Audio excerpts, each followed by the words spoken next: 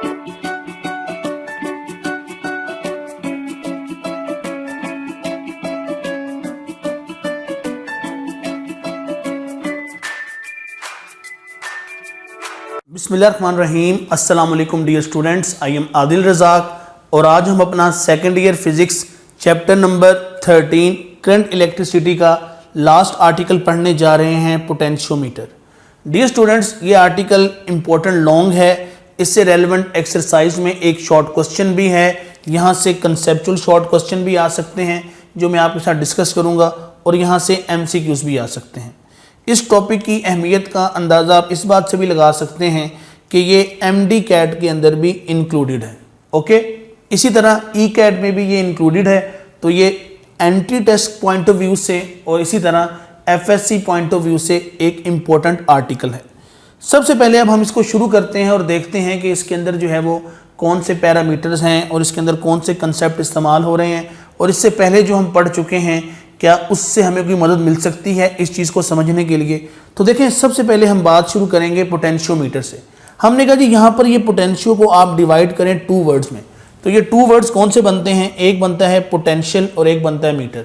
इसका मतलब ये है कि ये पोटेंशियल मेजरमेंट कोई इससे काम करना है, ठीक है। Potentiometer means potential measurement, potential measurement means potential difference means voltage, कि दर हकीकत आप वोल्टेज को मेजर करने जा रहे हो। ओके, अब हम सबसे पहले जो है इसके इंपॉर्टेंट पैरामीटर्स में से इसकी डेफिनेशन को डिस्कस करते हैं, जो आपको MCQ में भी आ सकती है, शॉर्ट क्वेश्चन में भी आ सकती है। वो डेफिनेशन ये है कि it is the simplest electrical instrument या सिंपलेस्ट इलेक्ट्रिकल सर्किट भी आप इसे कह सकते हैं, विच मेजर्स, पहली इंपॉर्टेंट चीज़ कि जो मेजर करता है, एंड कंपेयर्स, ये दूसरा इंपॉर्टेंट कंसेप्ट। तो 2 बातें आपने याद रखनी है, ये दोनों बातें पूछी जा सकती हैं MCQ के अंदर कि आप ये बताएं कि पोटेंशियोमीटर का काम क्या है। तो आपने कहना है कि ये मेजर भी करता है और ये कंपेयर भी करता है EMF वेरी एक्यूरेटली, ये बहुत एक्यूरेटली EMF मेजर भी करेगा, कंपेयर भी करेगा। Most important thing, without drawing any current, ये कोई करंट ड्रा नहीं करता। अब ये जो चीज़ है ये हम आगे जाके डिटेल में देखेंगे कि अच्छा भी यहाँ पे करंट क्यों ड्रा नहीं होता है तो कितना होता है और ये किन पैरामीटर्स पे फर्दर डिपेंड करता है। तो देखिए जी, ये इसकी डेफिनेशन आ गई। अब हम दोबारा आते हैं इसके नाम के ऊपर। हमने कहा जी potential measurement, potential measurement means voltage measurement. जब हम वोल्टेज मेजरमेंट की बात करते हैं तो हमारे दिमाग में बात ये आती है कि वोल्टेज तो वोल्ट मीटर को मेजर करना चाहिए। अब हमारे पास वोल्ट मीटर मौजूद है, लेकिन इसके बावजूद हम पोटेंशियोमीटर क्यों इस्तेमाल करें, क्या वजह है उसको इस्तेमाल करने की। तो यही सवाल जो है ये कंसेप्चुअल शॉर्ट क्वेश्चन में आ सकता है। 2 इंपॉर्टेंट क्वेश्चंस हैं, कौन कौन से देखें, मैंने यहाँ लिखा हुआ है। पहला सवाल ये है, why we prefer potentiometer over voltmeter. ये बोर्ड में भी आ सकता है क्वेश्चन, कॉलेज में, एकेडमी में, जहाँ भी आप इस तरह का जो है टेस्ट देंगे वहाँ पर टीचर जो है वो इस तरह से चीज़ को सोच के पूछ सकता है आपसे। दूसरी इंपॉर्टेंट बात, why don't we use CRO and digital volt meter over potentiometer. कहता ठीक है, वोल्ट मीटर नहीं इस्तेमाल करते हो तो हमारे पास और भी 2 इंस्ट्रूमेंट हैं, वो है CRO and digital volt metre, आप इसे इस्तेमाल कर लो, आप इसे इस्तेमाल क्यों नहीं करते। हमने कहा जी अब दोनों सवालों के जवाब सुने। पहला कि why we prefer potentiometer over volt meter, मैंने यहाँ पे इसका आंसर लिख दिया है, ज़रा मेरी बात भी सुननी है। कहता है जी कि अब वोल्ट मीटर का काम होता है वोल्टेज मेजर करना, लेकिन एक आइडियल वोल्ट मीटर की जो रेजिस्टेंस है वो इनफाइनाइट होनी चाहिए ताकि आप एक्यूरेटली पोटेंशियल मेजर कर सकें। अब हमें पता है कि इनफाइनाइट रेजिस्टेंस तो पॉसिबल ही नहीं है। यही वजह है कि आप अगर वोल्ट मीटर इस्तेमाल करोगे तो वो आपको एक्यूरेट वोल्टेज मेजरमेंट नहीं देगी, मतलब वो एक्यूरेट आपको मेजरमेंट दे ही नहीं सकता, क्योंकि एक्यूरेट के लिए तो इनफाइनाइट रेजिस्टेंस चाहिए। यही वजह है कि हमने कहा जी हम वोल्ट मीटर को इस्तेमाल नहीं करते, क्योंकि उसकी इनफाइनाइट रेजिस्टेंस अवेलेबल ही नहीं है, लिहाजा उससे जो भी मेजरमेंट होगी वो एक्यूरेट नहीं हो सकती। अब आ जाए दूसरे पे, CRO and digital volt metre. वो कहता है जी ये तो बड़े एक्यूरेट मेजरिंग इंस्ट्रूमेंट है, बुक की लाइन है, जाके देखिएगा कि CRO एंड आपके पास जो डिजिटल वोल्ट मीटर है ये बहुत एक्यूरेट मेजरमेंट देते हैं। अगर ये एक्यूरेट मेजरमेंट देते हैं तो अब आप क्यों नहीं इस्तेमाल करें जी इन्हें। हमने कहा जी अब 2 मसले हैं। पहला मसला कि ये दोनों ही जो इंस्ट्रूमेंट हैं ये एक्सपेंसिव हैं, तो हम तो कॉस्ट इफेक्टिव की बात करते हैं, हमने कहा जी ये एक्सपेंसिव हैं, हम ये इस्तेमाल नहीं करेंगे। दूसरी बात, वो कहता है चलो ठीक है एक्सपेंसिव वाला मसला भी हल हो जाएगा। अब दूसरा मसला बताओ। हमने कहा जी दूसरा मसला ये है कि ये यूज़र फ्रेंडली नहीं है, इनको ऑपरेट करना डिफरेंट है, हर बंदा इसको ईजीली इस्तेमाल नहीं कर सकता। CRO को इस्तेमाल करना अच्छा खासा मुश्किल काम है, इस तरह डिजिटल वोल्ट मीटर से भी रीडिंग लेना भी आसान काम नहीं है। तो हमने कहा भी ये मुश्किल काम है, हमें तो मुश्किल काम पसंद नहीं है, हमें तो वो काम चाहिए जो आसान हो, जो बिल्कुल एक्यूरेट हो और जिस पे कम खर्च आता हो। तो वो चीज़ जो है वो फिर हमें पोटेंशियोमीटर में मिलती है कि ये सिंपल भी है, ये जो है बहुत आसान है और ये कम खर्च वाला काम भी है, और मोस्ट इम्पॉर्टेंट थिंग कि इससे जो पोटेंशियल की मेजरमेंट है वो बहुत ही एक्यूरेट है। क्यों? क्योंकि ये करंट ड्रा नहीं करता। जब करंट ड्रा नहीं करेगा तो पोटेंशियल मेजरमेंट बहुत एक्यूरेट होगी। अब हम बढ़ते हैं इसकी कंस्ट्रक्शन की जानिब। हमने कहा जी it consist of a long straight wire of length L and resistance R। एक लॉन्ग स्ट्रेट वायर है जी। अब अगली बात, it has 2 fixed terminals A and B and a sliding contact C capable of sliding. अब जब ये हमने बात पढ़ी तो हमें जहन में आ रहा है कि यार ये जो कंस्ट्रक्शन है ये तो मिलती जुलती है रियोस्टेट से। तो आप बिल्कुल सही सोच रहे हैं, लेकिन रियोस्टेट और पोटेंशियोमीटर में एक चीज़ का फ़र्क है। पोटेंशियोमीटर के अंदर आपके पास ये जो वायर है ये किसी इंसुलेटिंग मटेरियल के ऊपर बाउंड नहीं होगी, जबकि रियोस्टेट, दोबारा जाके बुक देखो या मेरा पिछला लेक्चर सुनो, वहाँ पर बड़े वाज़ेह अल्फाज में बताया कि आपने एक इंसुलेटिंग मटेरियल के ऊपर वायर को बाउंड करना है, जबकि यहाँ पे ऐसा कोई चक्कर नहीं है। ये आपके सामने इसका सर्किट सिंबल है, 2 फिक्स टर्मिनल्स A और B, length L, resistance R और ये एक sliding contact C। Once again आपने सर्किट में इसको इस तरह से इस्तेमाल करना है कि एक फिक्स टर्मिनल और एक स्लाइडिंग कॉन्टैक्ट होगा। ओके, अब यहाँ से हम अब क्वेश्चन डोमेन शुरू करते हैं। जो पहला सवाल यहाँ से आ सकता है, जो एक्सरसाइज का शॉर्ट क्वेश्चन भी है, वो ये है पोटेंशियोमीटर एज वेरिंग पोटेंशियल, या हम दूसरे अल्फाज में बोलते हैं कि पोटेंशियोमीटर एज पोटेंशियल डिवाइडर।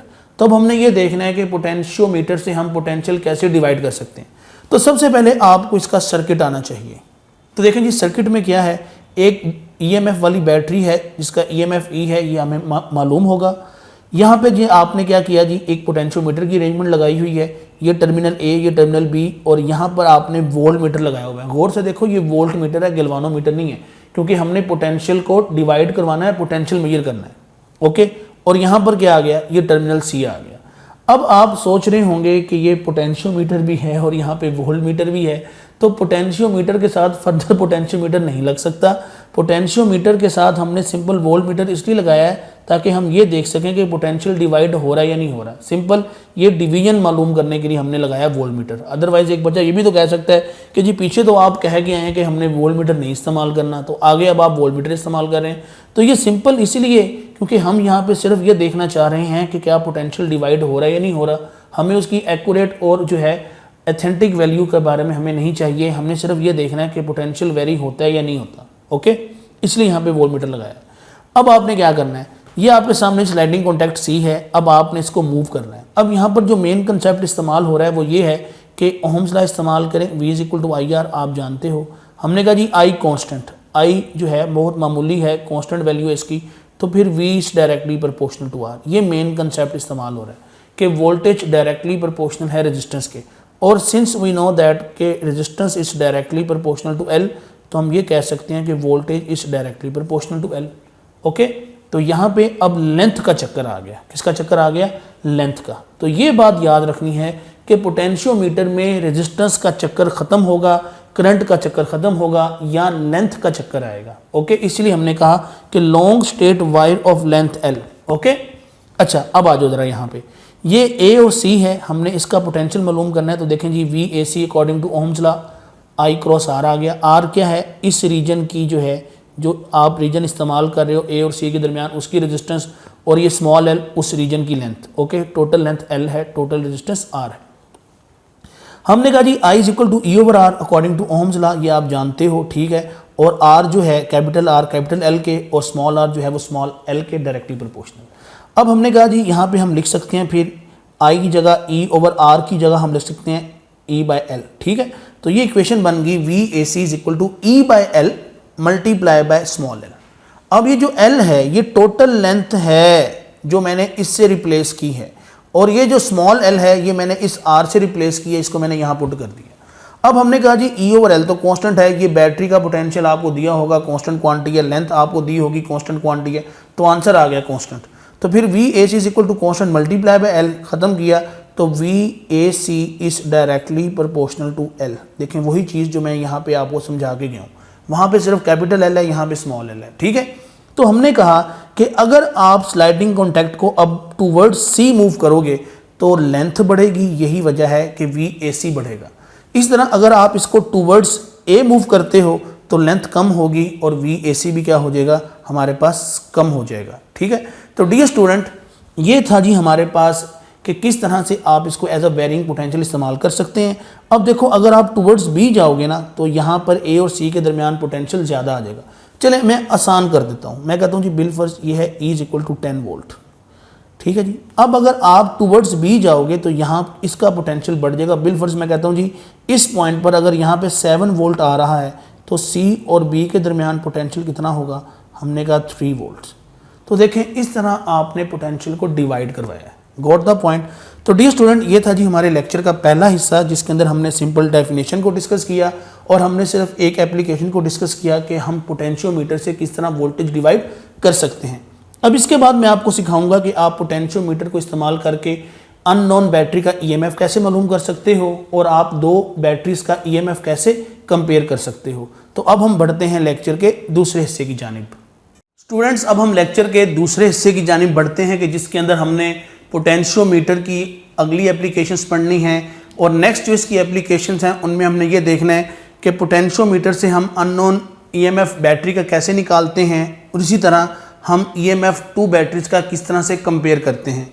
ये चीज़ लॉन्ग क्वेश्चन में भी आ सकती है, लॉन्ग क्वेश्चन में आएगी तो आपने डिटेल में इसको लिख देना है, और ये चीज़ आपको शॉर्ट क्वेश्चन में भी आ सकती है कि आप पोटेंशियोमीटर से किस तरह अननोन ईएमएफ निकाल सकते हैं बैटरी का, इसी तरह आप पोटेंशियोमीटर से किस तरह जो है आप ईएमएफ कंपेयर कर सकते हैं।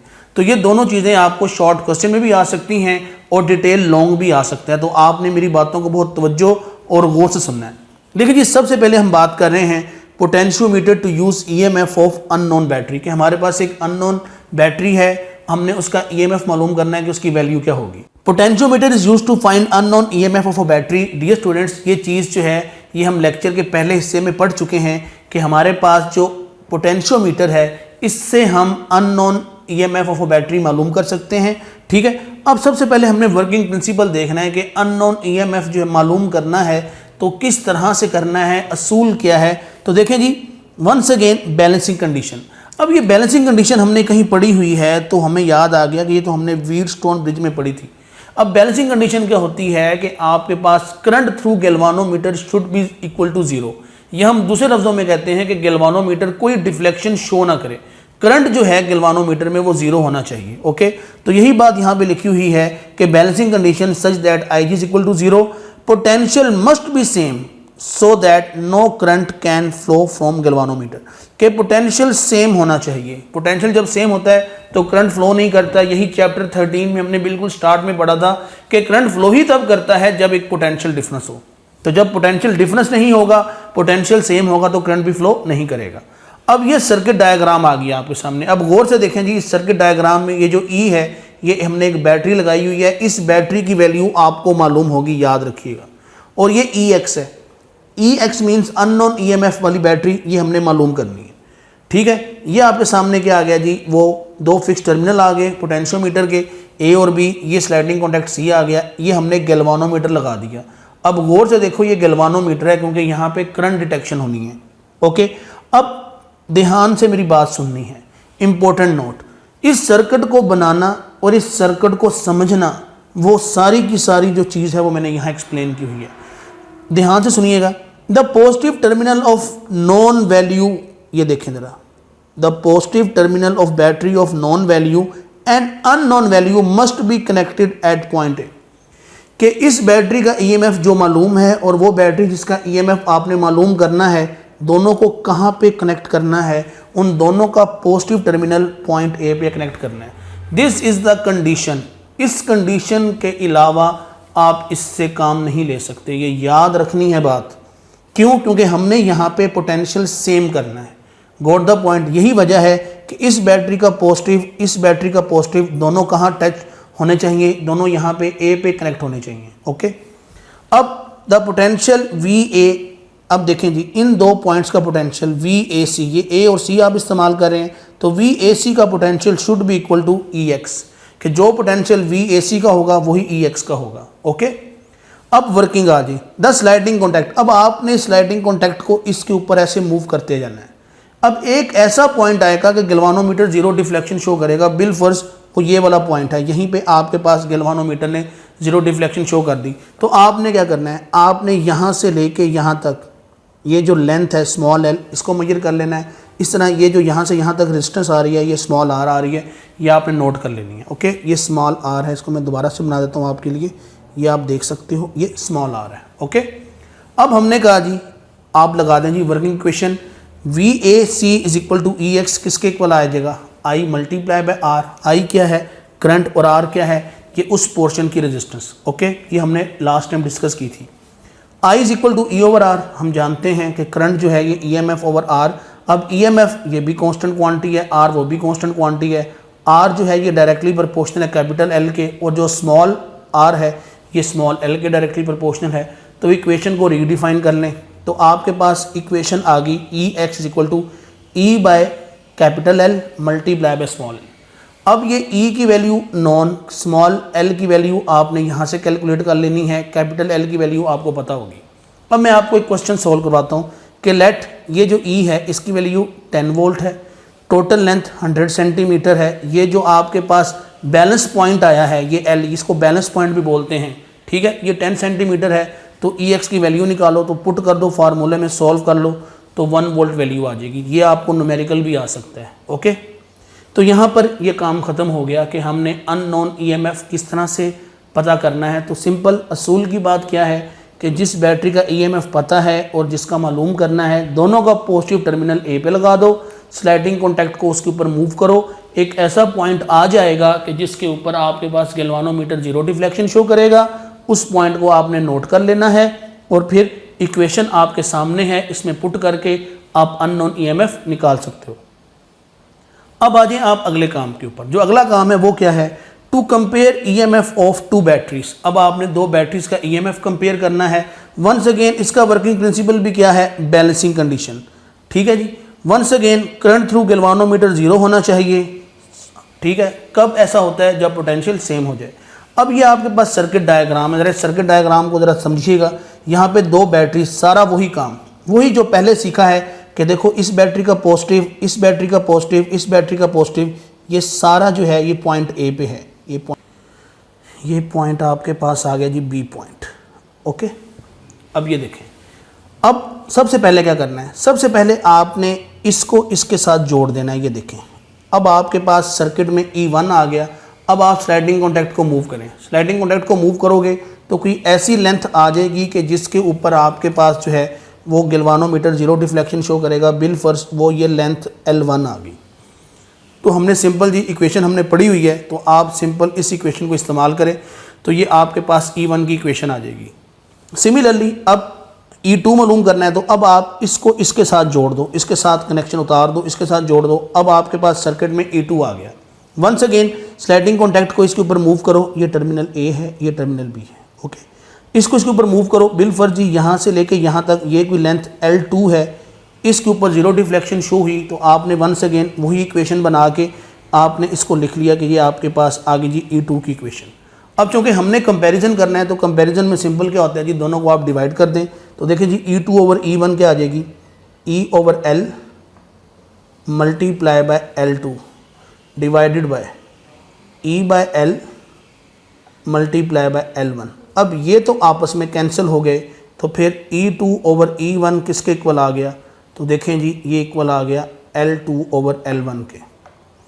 तो डियर स्टूडेंट ध्यान से तवज्जो के साथ देखें कि एक तो इक्वेशन ये वाली है, इक्वेशन 1, इसको गौर से देखो। क्या इस इक्वेशन में कोई करंट, कोई रेजिस्टेंस की वैल्यू आ रही है? हमने कहा नहीं, यहाँ तो एक E की वैल्यू आ रही है और साथ दो लेंथें हैं। सिमिलरली जब हमने कंपैरिजन देखा तो हमने कहा जी सिंपल यहाँ पे दो बैटरीज का EMF और साथ जो है दो लेंथें आ रही हैं, ना यहाँ पे करंट आ रहा है, ना यहाँ पे कोई रेजिस्टेंस आ रही। डियर स्टूडेंट्स, यही वो चीज़ है कि जिसकी वजह से हम पोटेंशियोमीटर को इस्तेमाल करते हैं कि it is very accurate potential measuring instrument as well as कि हम इससे अननोन बैटरीज का जो है ईएमएफ भी कंपेयर कर सकते हैं। तो देख लें, ना यहाँ पे करंट का चक्कर है, ना यहाँ रेजिस्टेंस का चक्कर है, और यही वजह है कि हम इसको प्रेफर करते हैं। ये बहुत सिंपल और आसान है इस्तेमाल करना। तो डियर स्टूडेंट, इस टॉपिक के साथ ही हमारा जो है ये चैप्टर भी ख़त्म होता है और ये लेक्चर भी ख़त्म होता है। तो चैप्टर नंबर 13 हमारा कंप्लीट हो चुका है इस यूनिट, इस जो है टॉपिक के साथ। तो मैं उम्मीद करूँगा कि आपने जो है इस चैप्टर को बहुत अच्छी तरह से प्रिपेयर करना है। अगर आप इस लेक्चर को फर्स्ट टाइम देख रहे हो तो आप जो है अपनी स्क्रीन की लेफ्ट साइड पे क्लिक करें, यहाँ पे आपको प्रीवियस लेक्चर मिल जाएगा। और इसी तरह अगर आप स्क्रीन की राइट साइड पे क्लिक करेंगे तो यहाँ पे आपको प्लेलिस्ट का लिंक मिल जाएगा। ठीक है, आपने तमाम लेक्चर उस प्लेलिस्ट से देख लेने हैं। डियर स्टूडेंट्स, मैं कोशिश करूँगा कि मैं ये लेक्चर्स ऐसे ही अपलोड करता रहूँ। मुझे आप लोगों की सपोर्ट भी चाहिए होगी। आप मुझे किस तरह से सपोर्ट कर सकते हैं कि आप इन वीडियो लेक्चर्स को अपने दूसरे फेलोज़ के साथ भी शेयर करें ताकि हम मैक्सिमम दूसरे बच्चों की भी मदद कर सकें। अपना ख्याल रखिएगा। अल्लाह हाफिज़, टेक केयर।